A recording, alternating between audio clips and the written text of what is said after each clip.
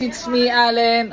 Muli, ngayong gabi, magluluto tayo ng panghapunan. Medyo pawis na kasi nagpiprito na ako ng hanggayon. So, panoorin nyo na lang tong video na to. What's up, sir? Hi guys! So, ngayon, magluluto tayo ng sinangag na may bawang. Ang tawag doon, garlic fried rice.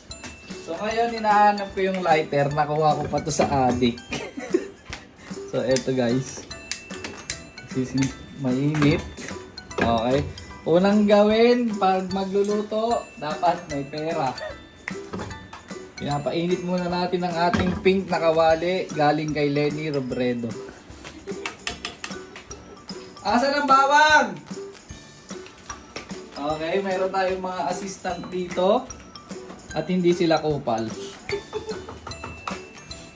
Una, dapat painitin ang mantika ay ang kawali at ilagay ang bawang.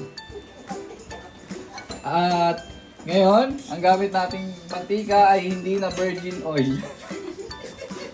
Hindi na virgin oil ang gagamitin natin ng mantika, guys. So, pag mainit na yung kawali, mag-ingat kayo kasi nga mainit na. At mag-ingat din guys sa mainit ang ulo. Lalo na, at ito'y nakakapasok. Uminit na siya kasi bukas yung apoy. Ay, yung kalan. At may apoy. So ngayon, maglagay tayo ng mantikang hindi na virgin oil. Okay. Napadami ba yan? Hindi, sakto lang yan guys. So, painitin lang din natin yung mantika guys. At ilalagay na natin ang bawang. Bawang lang ang maganda sa katawan. Dahil ito ay antioxidant. Para siyang antibiotic guys, ganun.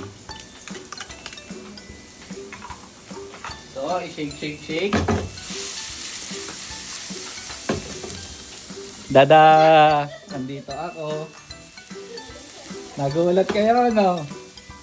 Pag may nakahula kung anong oras ako lumabas, bibigyan natin ng 1 pesos Gcash. So, 1 pesos Gcash. So, ayan na guys. I-shake nyo lang. Okay guys, ang ganda. Ang galing. Pag kulay black na yung bawang, sunog yun. Pag brown, sakto lang. At kung saan nga masarap, dapat pinupuntahan. Kaya, tara na.